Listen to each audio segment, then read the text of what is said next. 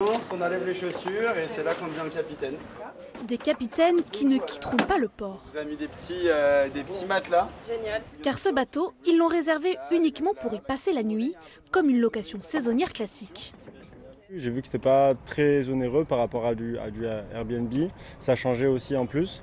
Donc on a réservé ça, enfin je lui ai réservé ça. Elle a su que tout à l'heure. Et voilà, il fait beau en plus, donc c'est cool.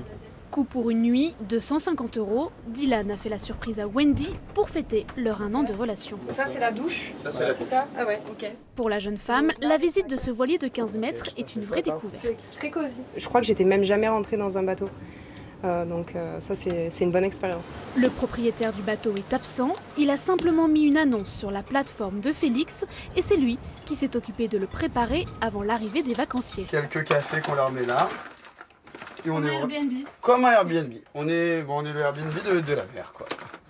Comme ce voilier, plus de 200 embarcations sont à la location pour des nuitées dans une soixantaine de ports en France. Là, on en a d'autres un peu plus loin. On va avoir vraiment toutes les tailles. Et moi, il y a quelque chose qui m'a toujours choqué. C'est que là, peut-être que vous voyez des ports. Nous, on voit des dortoirs géants. En fait, en France, c'est plus d'1 million de bateaux, sauf qu'ils sont utilisés en moyenne seulement 10 jours sur l'année.